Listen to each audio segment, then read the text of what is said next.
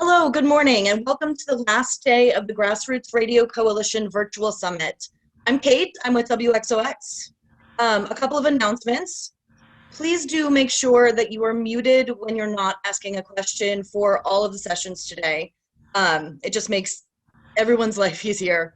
If you have any trouble with the Zoom, please feel free to contact our techs through the chat or through the Discord tech channel. And don't forget, we're using Discord for socializing too, so please do check out those chat rooms. Grassroots radio stations are more important than ever to a global listenership in distress. We would like to thank our sponsors that recognize the importance of college and community radio. They are Pacifica Network, SCMS Broadcast Equipment Solutions, Spinitron, Broadcast Tool and Die, Mad Pixel Art and Design, and the law firm of Michael Richards. Besides the awesome sessions today, we are privileged to bring you two keynotes this afternoon. First, a keynote panel, Power to the People, the Importance of Diversity and Inclusion in Community Radio. And second, the amazing Ken Friedman of WFMU on the fine art of staying on the air. Please do stick around for those. I do want to mention also that t-shirts are available. Go to our website and you should get one because this conference has been awesome and we should remember that. Okay, so welcome to the Radio Influenza Project discussion. And I should say good afternoon to our speaker. It's a little later for him than it is for us. So Jordan Baseman is a visual artist and filmmaker. He received a BFA from Tyler School of Art in Philadelphia and an MA from Goldsmiths College, University of London. He is currently the reader in time-based media, senior tutor, and pathway leader in moving image at the Royal College of Art, London. He has a long history of creating projects in collaboration with UK-based and international not-for-profit and public institutions. The artworks are installations, audio works, and single-screen films, and are frequently featured in international exhibitions and film festivals. Mr. Baseman is represented by Matt's Gallery, London. Without further ado, Jordan Baseman. Thank you very much. Good morning, good afternoon, good evening. Firstly, I'd like to thank the Grassroots Radio Coalition for extending an invitation to me to come and speak to you here today. Thank you GRC, WXOX, and thank you in particular to Kate and James who are looking after me. And thank you all, everybody, for being here. I'd never assumed that you know anything about me at all, so I thought that I would take a moment to introduce myself to you a little bit before talking about radio influenza, which is why I'm here. A little bit anxious my broadband might not make it through this presentation, but let's see. So my name is Jordan Baseman. I'm an artist and a filmmaker. Hi.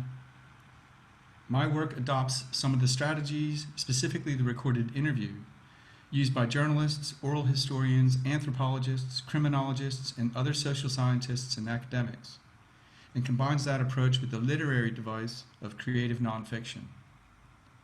The conceptual core of all the work is contained within voices, edited to operate as if the narrator is speaking directly to the audience. The timbre, pace, pauses, and vocabulary of the narratives are constructed to emphasize and relate personal accounts. The sources of these narratives are the result of hours of interviews that have been heavily edited, restructured, and reduced to the length of a matter of minutes. The constructed narratives within the artworks are positioned from the perspective of lived experience. Anecdotal first-person narrative, academic expertise, and speculative opinion are presented within the films and artworks and given equal weight in order to ask questions about the conditions and structures of both our religious and secular belief systems, our philosophical, social, political, and academic foundations. Ultimately, the work seeks to question how we determine, as individuals and as organized groups of people, what gives our lives and our culture meaning. My intention is to produce a hybrid form of expanded experimental portraiture through combining various methods of creating and collecting narratives that are fused with both conceptual and physical experimental filmmaking practices and processes. For me, making art is my way of understanding and navigating the world, making sense of things that I don't understand, while creating opportunities to learn new things, to meet new people, and to be constantly reminded that there's always something else that I don't know. something new to learn. And of course, I make art to try to express myself and to connect.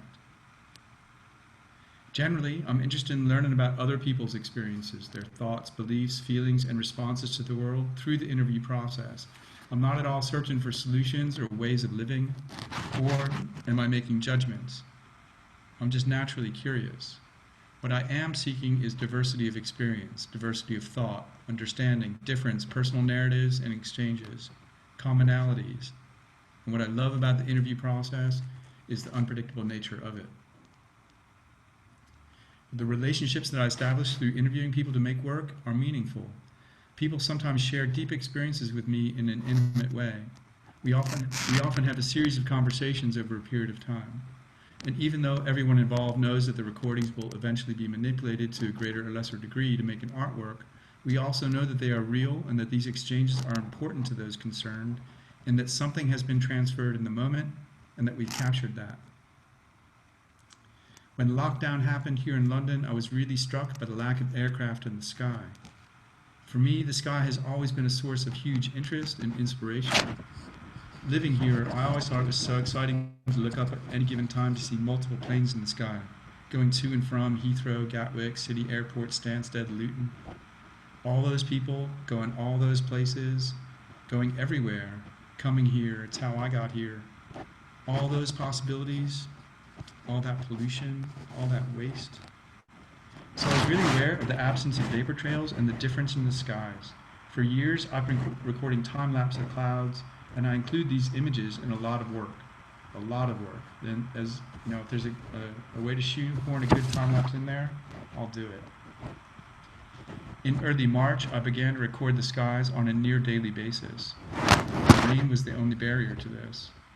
I had access to an outside space where I could position my tripod. Working from home in those early days was intense.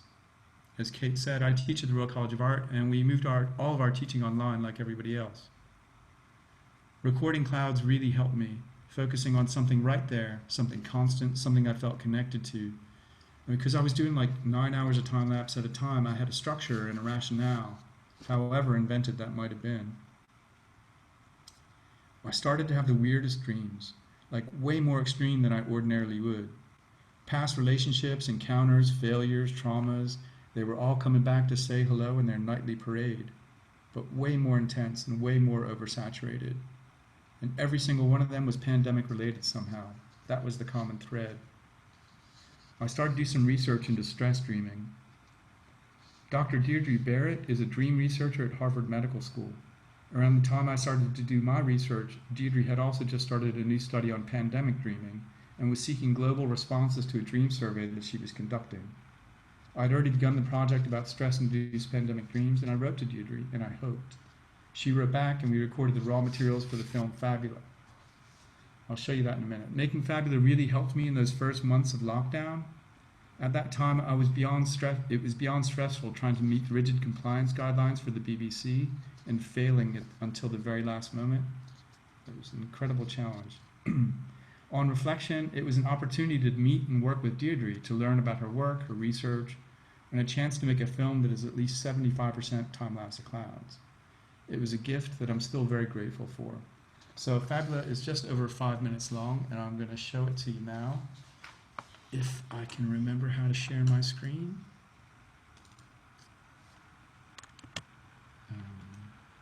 Okay. I'm trying to think if there's any trigger warnings I should give before this. I think there's a few moments of flashing light, so if you're sensitive, I apologize in advance.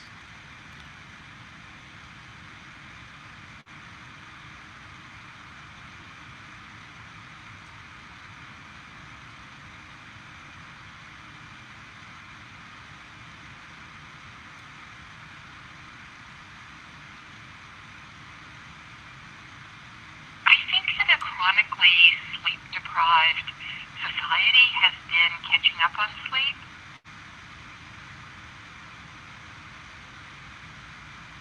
The strongest correlate of dream recall and dream vividness is how many hours you sleep.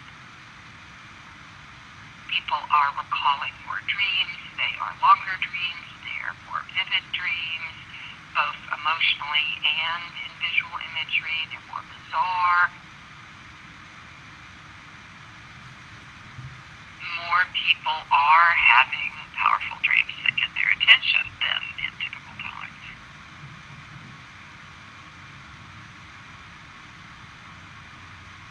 Any crisis tends to stir up our dream life for psychological reasons. We definitely get more anxiety dreams. But in most crises, we sleep less.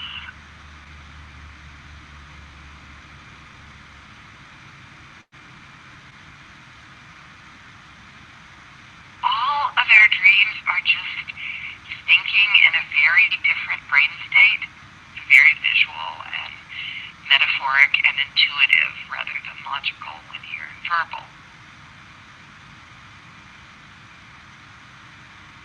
There were an awful lot of dreams, especially early on, about just coming down with the virus or thinking you might be coming down with the virus. But then probably more interesting were all the metaphors for the virus. One common one was bugs.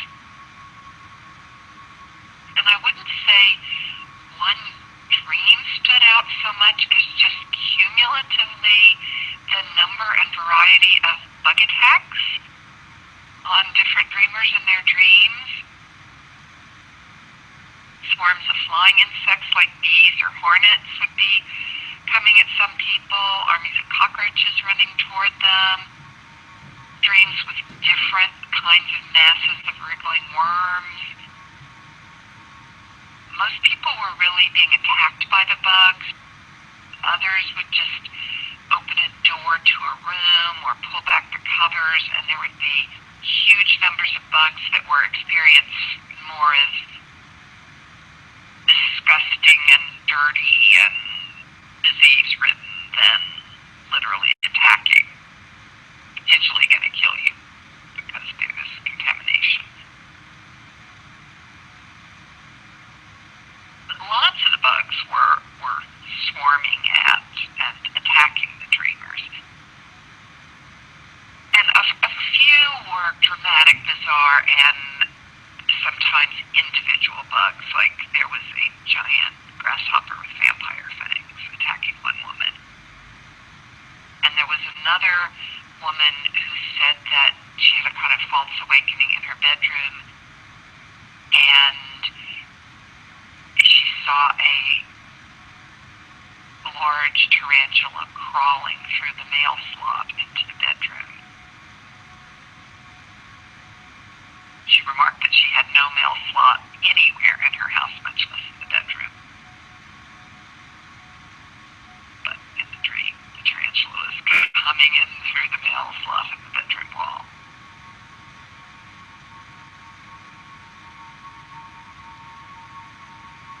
Many of the other metaphors I saw, like natural disasters, tsunamis, and earthquakes, and tornadoes, and hurricanes, and wildfires breaking out, I saw those after 9/11, and I'm seeing some of them now. But the bug attacks seem rather specific to COVID-19. It's partly the slang term we say, I'm getting a bug, when you're getting sick, especially with the virus. Also just a swarm of lots of tiny things that cumulatively can harm or kill you. Makes bugs a very good metaphor for the current crisis.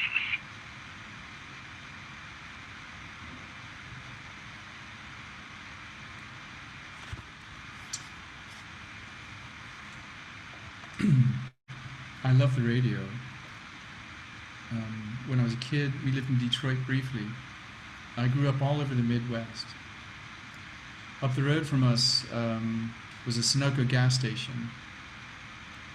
As a car-obsessed kid, I'd hang out in the forecourt of the gas station to watch all the cars. I was such a regular fixture that I got to know all the gas station attendants, and they all got to know me. One guy in particular took a shine to me in a completely innocent way, I want to state. Wayne. Wayne would note down cars that he had seen that might interest me, what state they were from, what color they were, the models they were.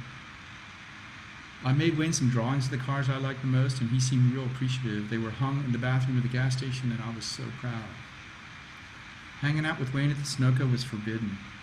Nothing to do with Wayne. It's just that my parents were very religious, very conservative, and scared of the world around them that was changing rapidly, opening up. I wasn't so stupid, so I made sure the gas station visits were when I was walking dog, or when I was meant to be at a friend's house, or out on my bike. I knew I had to be careful, but I was compelled.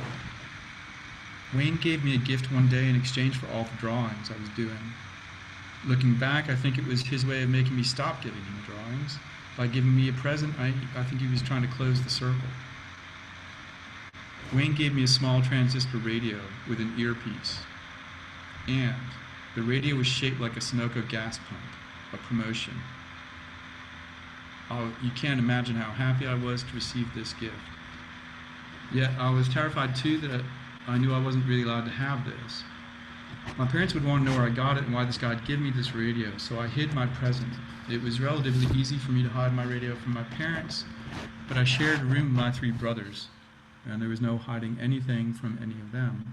So I told them, and we shared it, and I had the majority share, so I got to sleep with the radio. In my ear, in secret at night, I heard things. I heard late night music, I heard stories, I listened. I heard the world. That radio was my most cherished possession, and then I got caught. The celebrated science fiction author Octavia Butler said, "I realize that I've been writing about people for years, and I've never seen any of them. I have the kind of imagination that hears. I think of it as a radio imagination. I like radio a lot better than I do television, and really, I have to go back and imagine what a character might look like, because when I began writing at the age of 12, I couldn't. What I had to do was go back and sort of paint the characters. What would I like them to look like?" Right there is why radio is a kind of magic. As listeners, we are not passive in any way, we are active accomplices, using our imaginations to see, to make sense of what we hear, in our own way, from our own thoughts and from our own experiences. And for me, this is what Octavia Butler's talking about. As an artist, I'm very interested in voiceovers. For a number of years now, I've been pairing narratives with visual abstraction, refusing representation in an attempt to create something open, something that challenges existing notions of portraiture. And I think it's essential to challenge myself as an artist. Radio Influenza was commissioned by the Wellcome Trust. The Wellcome Trust is a research charity based in London, in the United Kingdom. It was established in 1936 with legacies from the pharmaceutical magnate Sir Henry Wellcome, to fund research to improve human and animal health. To give you an idea what they do, they were the world's largest charity prior to the establishment of the Bill and Melinda Gates Foundation. The Wellcome Trust funded the research that discovered DNA. They also fund artworks that have a biomedical perspective. They no longer invest in pharmaceuticals, and they act primarily as an educational charity. In the spring of 2018, the Wellcome Trust wanted to commemorate and mark the centenary, I can never say that word, 100 years of the influenza pandemic of 1918-1919 through commissioning a digital artwork. I was invited to make a proposal for the commission, and I was really excited to respond to the request, so I came up with an idea. And I was lucky enough to win the commission. So, Radio Influenza is an audio artwork that was delivered digitally to audiences. Radio Influenza is an audio artwork that was delivered digitally to audiences daily over the course of 1 calendar year, November 1st, 2018 to October 31st, 2019. Those dates were set by the Wellcome Trust, not by me. 365 works were presented as narrated news reports. The work was delivered to subscribers' inboxes, made available on all usual podcast apps, on iTunes, etc., while simultaneously being archived on the website. The script for Radio Influenza was derived from newspaper articles reflecting the exact day of the year 100 years earlier. The British Newspaper Archive at the British Library was the primary source for the research. Articles from every region of the world were used to discuss the local, national, and international devastation and response to the reality of influenza.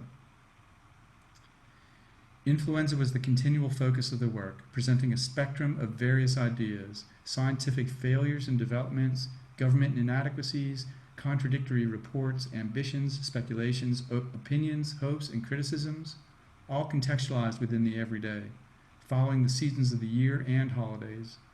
presenting the pattern and rhythm of daily life over a year.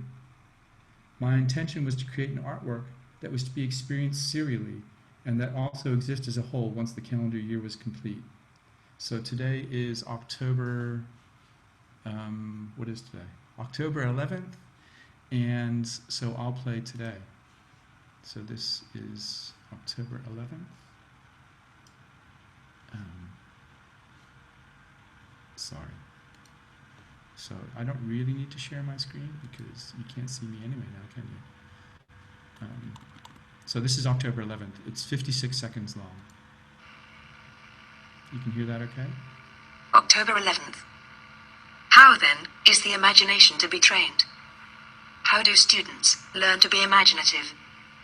The only thing to be done is to see that the teacher has imagination of his own. Make sure that the teacher has imagination, and then it is at once a matter of infection, spreading faster than the influenza pandemic. Imagination is not done by method. Teachers must be infectious pedagogues. The good lecturer should urge their pupils to realize the distinction between truth and fact, the close connection between fiction and experiment as a lens-like apparatus, and should warn them to be on their guard against hanging curtains of fact between the reader and the actual truth. Imagination is the foundation from which all thought, creativity, and endeavor must spring. So my original plan was to deliver a live reading every day, like a news reporter. And then I realized I wanted a more detached, unemotional, unsentimental inflection. And I also wanted something really contemporary sounding, yet futuristic, although a dystopian version of that future. The research itself was an enormous undertaking. The scripts averaged around 3 minutes each, some longer, some shorter. To get a 3-minute script, I had to have about 15 different newspaper articles at least to glean material from. Myself and 2 other researchers gathered the material. We looked at every newspaper we could. For example, the Suffragettes Weekly, the London Bulletin, the Globe, the Actors Guild, Spotlight, and all the big newspapers, the Times, the Manchester Guardian as it was then, and every tiny local publication that you can imagine, and then some you can't possibly imagine. The British newspaper archive is just such a beautiful thing. Any subject, any date from early 1700s onwards is there in a staggering beyond comprehension amount of scanned physical newspapers. So you are seeing the paper as it was. You can actually go see these newspapers on special request at the British Library, as it has reopened. And if you're in town, you can do it. The thing that was very disturbing about the research was the amount of death. I know that sounds stupid to say. It was a pandemic. But what I mean is the amount of self-inflicted death. There was a pandemic of suicide during the influenza pandemic of 1918-1919, a suicide pandemic. The accounts of suicide, suicides is profoundly disturbing. For me, the statistical death tolls were horrible, and we're all living through them now. So we all know what this is like. But the suicides that were a result of people wanting to escape the flu and or because the flu drove them to suicide to stop the pain were everywhere. The papers all through the world were filled with these reports and accounts. So the next report we will hear is from January 29th, and I chose this one at random, but it's a good one in that it has a lot going on in the 2 minutes and 32 seconds. And this does contain 2 accounts of suicide, one I think at the beginning and one at the end, so please be aware of that. So what is this, January 29th? Okay. January 29th. Government departments appear to have been uniformly unsuccessful in their dealings with the pigs. Now retailers and the public are uniting in a protest about the glut of bacon. There is bacon everywhere, and, according to the fastidious, there is not a bite to eat. In its very wise desire to secure enough fat food, the ministry bought bacon in prodigious quantities, and of a quality on which silence is the only discreet comment. It did not need the rumor that the so-called influenza was really swine fever to persuade the public to stop purchasing, and the result is that there are large stocks, enough, it is said, to meet maximum demands for 6 months, which will not be sold at anything like present prices.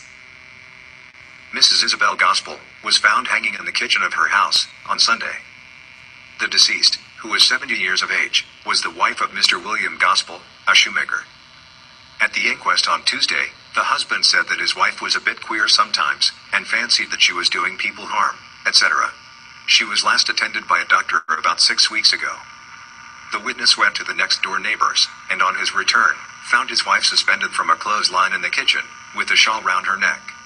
Dr. F.W. Marshall stated that he last attended the deceased about 6 weeks ago, when he treated her for influenza. She was also in a low, nervous condition. The witness examined the body on Sunday. When he arrived, Mrs. Gospel had been dead some hours. There was a mark on the left side of the neck about 6 inches long. The witness attributed death to suffocation by hanging, and added that the deceased committed suicide when out of her mind. A telegram states that the influenza is spreading in Australia. The whole populace is alarmed at the influenza outbreak. There are many new cases, and several deaths in Melbourne.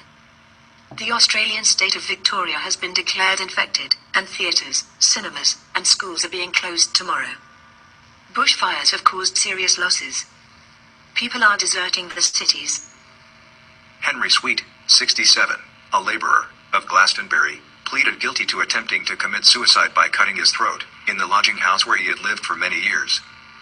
Mr. Weatherd laid the facts before the court, and said the accused had been depressed, and was ill from influenza. His lordship said but for his state of health, he should have punished him severely. He ordered 1 day's imprisonment. Radio Influenza was a series of impossible broadcasts, revealing multiple unstable histories of continuous change through the delivery of conflicting and confusing narratives. This uncertainty was further enhanced for audiences as I tried at times to respond to contemporary events and issues of the day. So Radio Influenza was happening in the context of Brexit. That was the backdrop of Radio Influenza. For me, I thought it was important to try to address that through the work somehow and the greater backdrop that we've all been experiencing. In order to keep myself sane in a project that was eating me, and when all the death was getting me down, I started to be more open with the script, more playful. Brexit had many deadlines, each one missed. The first one was early March 2019, and then the next deadline was late March 2019. These next reports are a combination of newspaper reports, George Orwell, Paddy Chayefsky, Howard Beale, and me. So this is the 2nd of March. And the 2nd of March is 1 minute and 10 seconds long.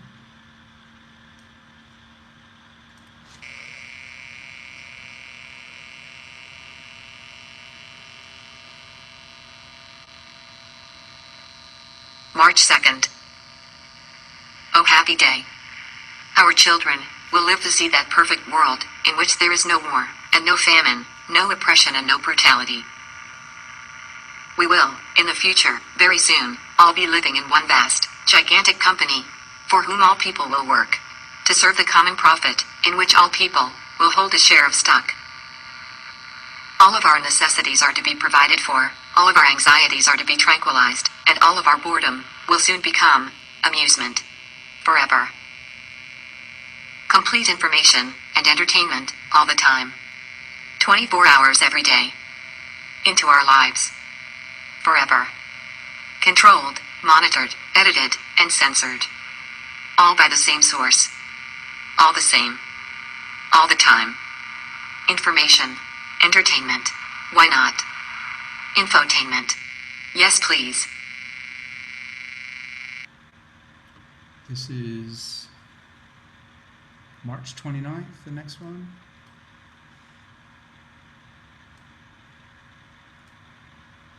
March 29th.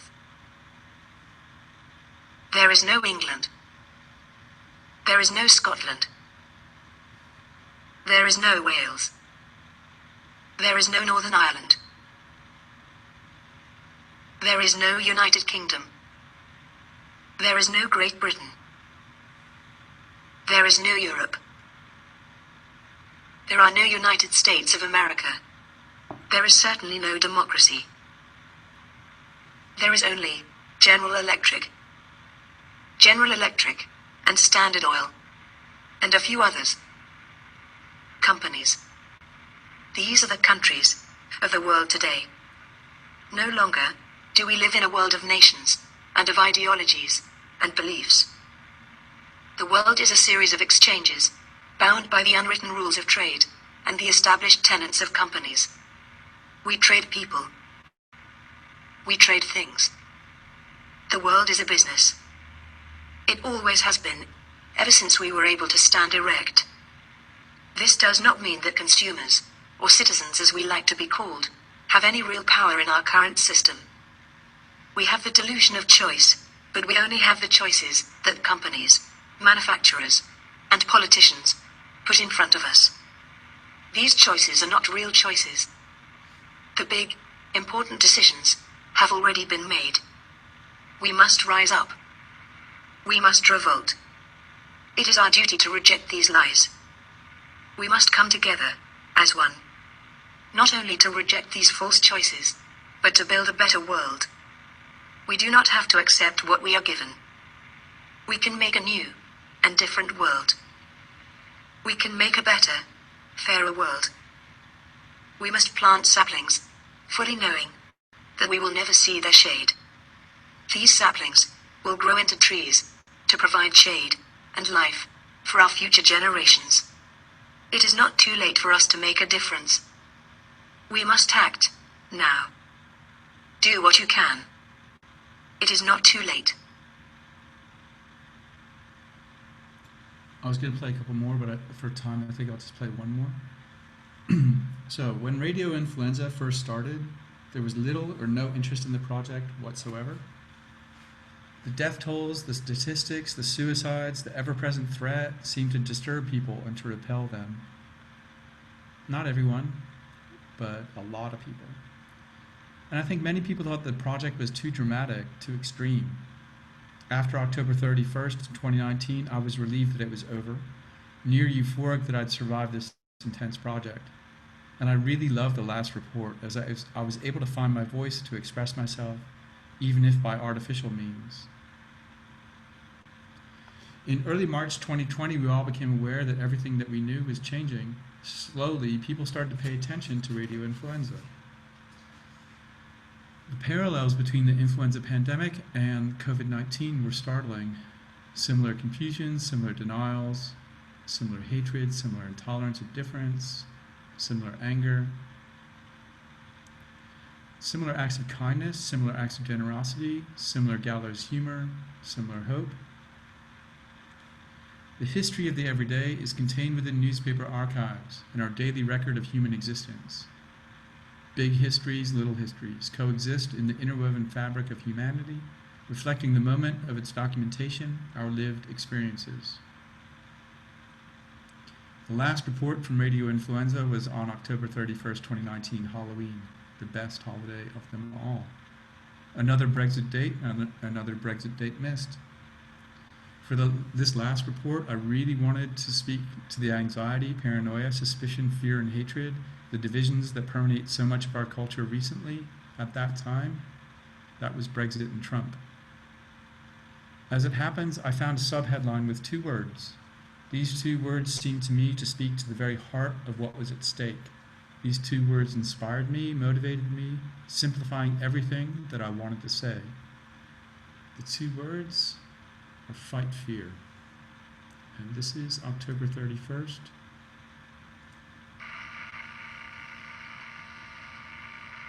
October 31st. There is a danger of panic.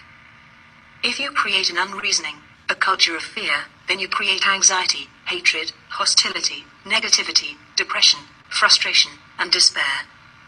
Fear makes allowances, builds rationales, and provides a reason for inactivity and stagnation. Fear is contagious. Fear creates fear. Fight fear. Do not accept a state of mind that is fearful. Enjoy yourself. Look around you. There is wonder everywhere. Daydream. Make something for someone. Or just make something, just to make it. Allow yourself to experience sensation. Be joyous. And fight fear. Join together to dispel panic, to share information, and to make a positive, progressive difference. Reject fear. Reject paranoia. Fight fear. Be free. Share what you have. Make, accept, and extend friendships to your fellow creatures. Be well and unafraid. Fight fear. Thank you very much.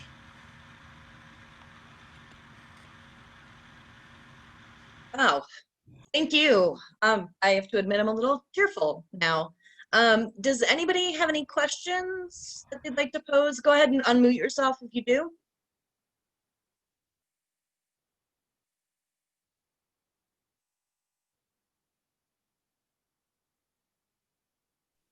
Yeah, this is Mike Murphy at KHOI. Can you hear me? Yes. Yeah. Okay. I'm just curious about your personal feelings having lived through, live in air quotes, lived through this 1918 pandemic and now putting it all behind you on Halloween. Like, what were you going through when this new pandemic unfolded? Yes, I can unmute myself. I have power. Yeah, thank you for your question. I'll tell you the thing that, I mean, it's a daily thing. Every time I'm not trying not to read the paper too much these days, just as I'm sure everybody is. It's like that you kind of get drawn to this thing and then there's only so much you can take in. But every day I'm reminded of Radio Influenza. So here in the UK, tomorrow is going to be another declaration of new laws that people can and can't do, of how you can behave in public, whether you need to wear a mask. All this stuff was in Radio Influenza. I mean, the influenza pandemic was such an enormous thing. People had no clue what was happening, and that we went through the same exact kind of confusion, the same kind of despair. I think March, April, and May earlier this year were obviously profound for everybody, and I just think that, personally, I think the thing that kept me going was those time-lapse of clouds. So I don't know how I answered that question, but that's what I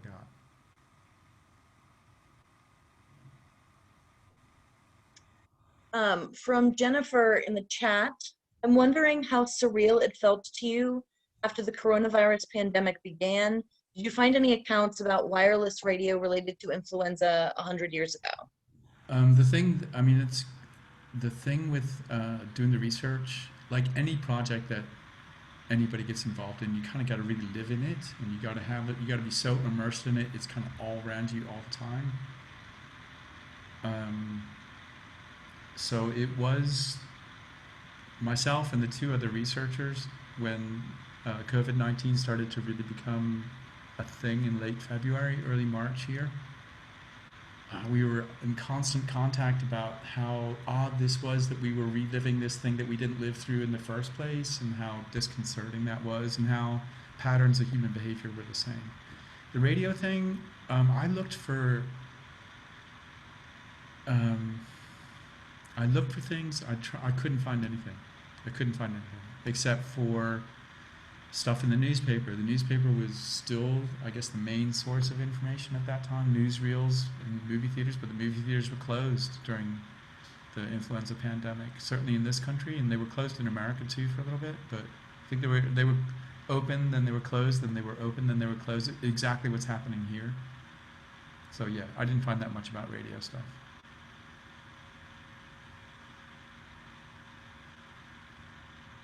I mean, anyone else? Anyone else have any questions?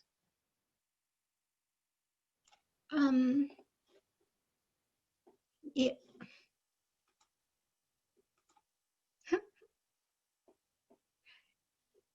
Can I talk? Yes, of course. Okay, thank you. I just was curious, and maybe I didn't catch all of it, but it seemed to me, at least from my speakers, that the voices were kind of robotic with no emotion, no dynamic to them, very kind of machine gun-like. And if that's true, or if it's just the distortion of my speaker, I'd like him to go into his thinking behind that. Thank you very much for your question. Yeah, they're artificially produced voices, and I wanted them to be unemotional. I didn't want them to be sentimental. I didn't want them to be nostalgic for the past. I didn't want them to be dramatic. I didn't want them to be really that human. I wanted them to sound contemporary. I wanted them to sound as if we would be hearing them now. Like what would a dystopian future sound like in 1918? That's kind of what I was trying to get to, but I was also trying to. I mean, the software changed when I was using it, so it got a little bit more advanced, and you can finesse it a little bit, the pauses and the intonation, but it's really hard to get any kind of emotional cadence with the voice, which is, I was trying to do that a little bit, but I couldn't do it at all. Even though I didn't want any of it, actually did want a little bit. But what I didn't want them to be was, I didn't want an inflection. I didn't want a kind of a vocal response to what was being described. So the sound quality you heard was probably accurate. Thank you.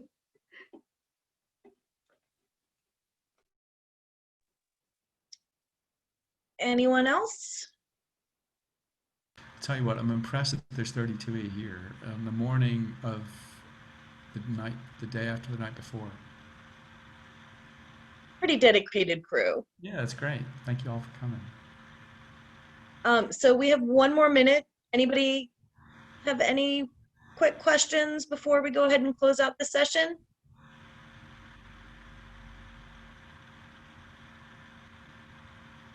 Great. I think we're good. Okay, bye. Thank you guys so much for attending, and we'll see you in the next session. Thank you. Bye.